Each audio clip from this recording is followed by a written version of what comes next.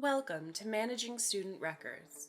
In this video, we will show you how to manage student records to maintain legal compliance while streamlining your work. First, what is a record? Washington State Law RCW 4014-10 defines any recorded information created or received at the university as a record, regardless of format. This includes work-related records on personally owned computers, cell phones, and tablets. For more in-depth information, take our online training, Introduction to Records Management. This link and all resources mentioned in this video are on the page below. As a university employee, part of your compliance responsibility is to create only the records needed to perform your job. After a record is created, it must be retained per a legally approved records retention schedule. At the end of the retention period, records must be disposed of appropriately. So how do we know what to keep or delete? Identify what types of records you are creating and receiving. Then apply the retention schedule to know when and how to dispose of the records.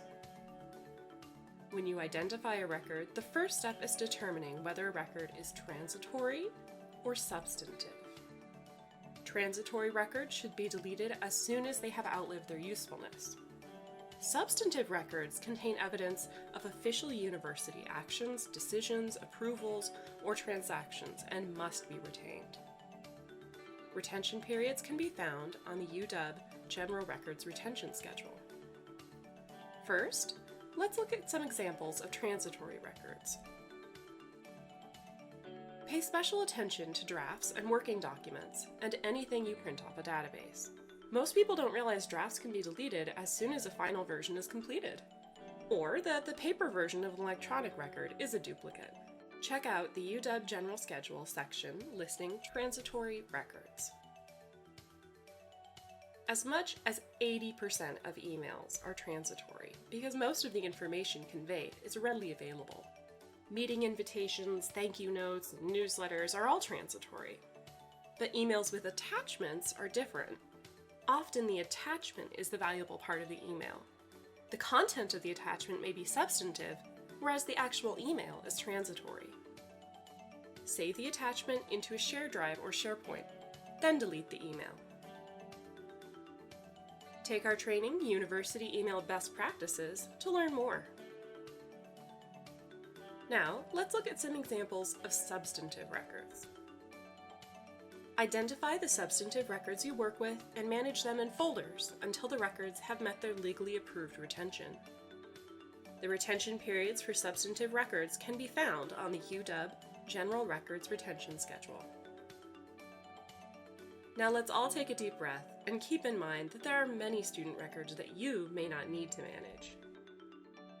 We often field questions about records that are in centralized systems like the student database or EARS. The answer is simple.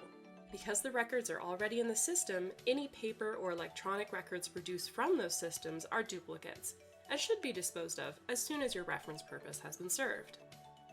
Look for the official copy and other copy entries on the General Records Retention Schedule to determine your office's responsibility. Now let's walk through some example workflows for managing student records. Many emails with students are simply directional or informational questions. These are transitory records and can be deleted right away.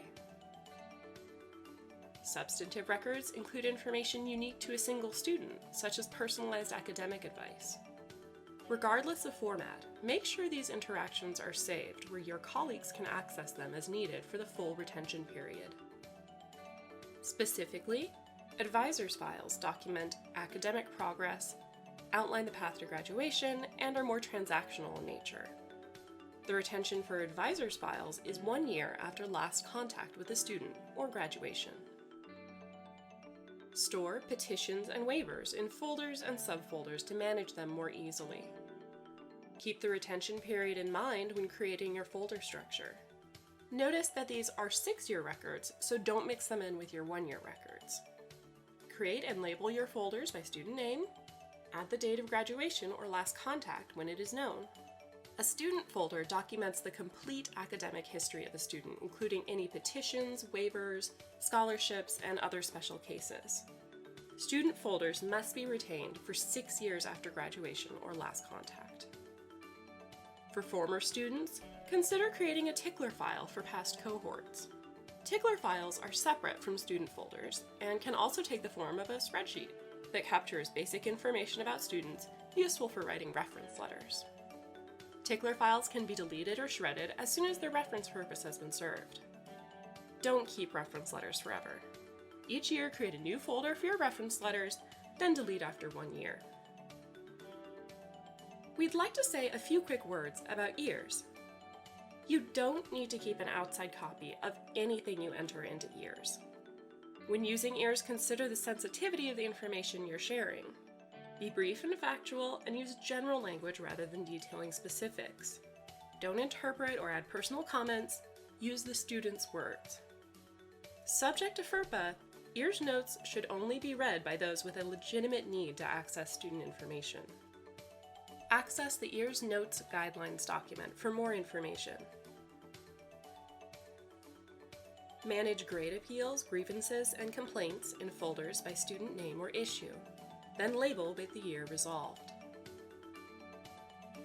When conflicts arise, it is your responsibility to properly manage the records throughout their life cycle. Manage all related records in a folder labeled by student name. After the university reaches a decision, add the year to the folder name and retain the records for 6 years. Thank you for taking this training on managing student records. We are always here to help, and we welcome your questions and ideas. Be sure to try our other online trainings available for you to take at any time.